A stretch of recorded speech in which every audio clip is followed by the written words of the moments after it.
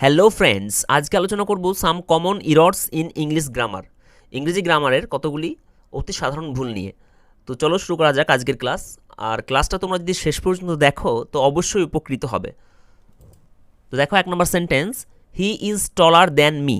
He is taller than me, এই সেন্টেন্সে ভুল রয়েছে। দেখো মি, দেনের পর মি, এই সেন্টেন্সটা কম্পারেটিভ ডিগ্রিতে রয়েছে। আর কম্পারেটিভ ডিগ্রিতে দেনের পর সবসময় সাবজেক্টিভ ফর্ম হয়। তাহলে মি এর সাবজেক্টিভ ফর্ম হচ্ছে আই, সেই জন্য এখানে হবে হি ইজ টলার দেন আই। এটা হচ্ছে correct sentence, he is taller than I. তাহলে নিয়মটা হচ্ছে কম্পারেটিভ ডিগ্রিতে দেনের পর সবসময় সাবজেক্টিভ ফর্ম বসে। পরের বাক্য আমরা দেখে নেব, no other boys of the class are as intelligent as you. তো ফ্রেন্ডস, তোমরা চেষ্টা করো যে এখানে ভুল কোথায় রয়েছে সেন্টেন্সটাতে। দেখো এখানে নো আদার থাকলে সবসময় সিঙ্গুলার ফর্ম ব্যবহার করতে হবে। এখানে বয়েজ প্লুরাল ফর্ম, তো এটা হবে না। সেজন্য কারেক্ট সেন্টেন্সটা হয়ে যাবে no other boy of the class is as intelligent as you. তাহলে আমাদের কি মনে রাখতে হবে যে নো আদার থাকলে সবসময় তারপরে যে নাউন বা প্রোনাউনটা ব্যবহার করব সেটা কিসে ব্যবহার করতে হবে? সিঙ্গুলার ফর্মে ব্যবহার করতে হবে।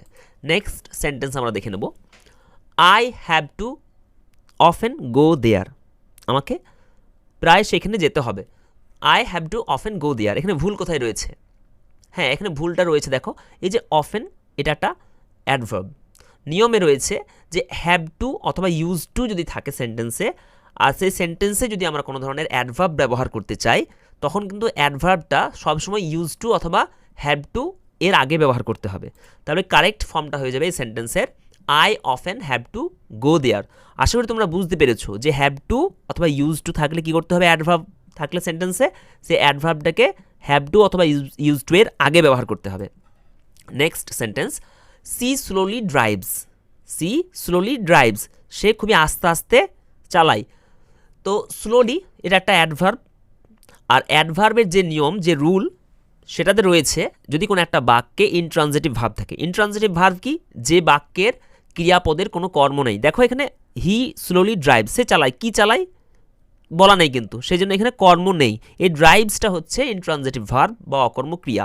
এরকম বাক্যে আমরা যদি অ্যাডভার্ব ব্যবহার করি, সে অ্যাডভার্বটাকে সব সময় কিন্তু এই ভার্বের পরেই ব্যবহার করতে হবে। সেই জন্য এই সেন্টেন্সটা কিন্তু ভুল। তাহলে কারেক্ট ফর্মটা হয়ে যাবে হি ড্রাইভস স্লোলি।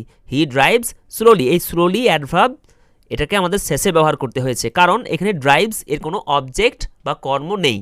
তাহলে তোমরা বুঝতে পারলে যে সেন্টেন্সে যে ক্রিয়াপদের কোনো কর্ম থাকে না, সেখানে যদি অ্যাডভার্ব ব্যবহার করতে চাই, সেই অ্যাডভার্বটাকে সবসময় আমাদের ক্রিয়াপদের শেষে ব্যবহার করতে হয়। কিন্তু ফ্রেন্ডস, আরেকটা ব্যাপার লক্ষ্য করো, দেখো এখানে হি ড্রাইভস কার, সে গাড়ি চালায়। এখানে দেখো কিন্তু কি চালায়? গাড়ি চালায়। তো এটা কর্ম, তো এখানে ভার্বটা কিন্তু ট্রানজিটিভ ভার্ব, সকর্মক্রিয়া। সেই জন্য এখানে আমরা অ্যাডভার্বটাকে শেষে ব্যবহার করতে পারি, আবার ভার্বের আগেও ব্যবহার করতে পারি। এই সেন্টেন্সটাকে দুটিভাবেই বলা যায়, হি ড্রাইভস কার স্লোলি, এটাও কারেক্ট, আর হি স্লোলি ড্রাইভস কার, এটাও কারেক্ট। কারণ এখানে কার এটা হচ্ছে কর্ম বা অবজেক্ট। সেন্টেন্সে যখন কর্ম বা অবজেক্ট থাকবে তখন আমরা অ্যাডভার্বটা ভার্বের আগেও ব্যবহার করতে পারবো, ভার্বের পরেও ব্যবহার করতে পারবো। আশা করি তোমরা বুঝতে পেরেছো।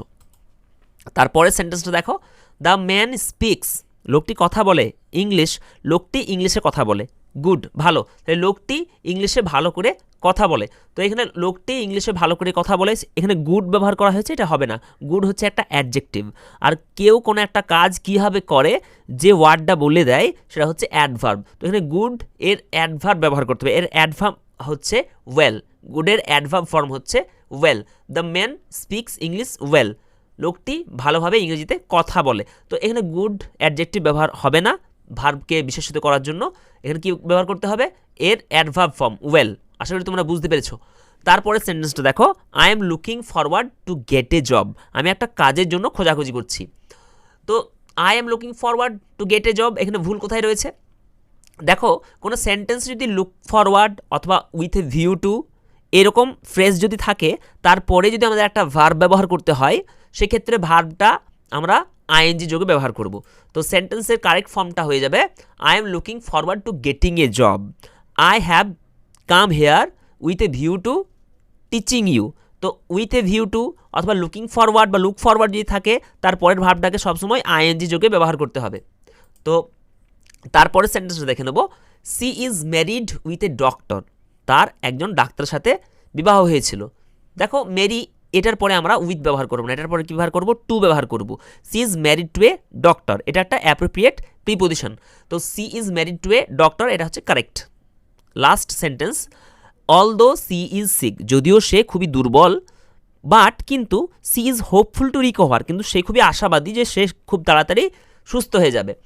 তো এখানে ভুল কোথায় রয়েছে ফ্রেন্ডস? এখানে মনে রাখতে হবে অলদো যদি থাকে বা দো যদি থাকে, সেক্ষেত্রে আমরা আর বাট এই শব্দটা ব্যবহার করব না, একটা কমা দিলেই কিন্তু হয়ে যাবে। সেই জন্য এই সেন্টেন্সটা কিন্তু ইনকারেক্ট, কারেক্ট ফর্মটা হয়ে যাবে although she is sick, but দেওয়ার দরকার নেই, একটা comma, she is hopeful to recover.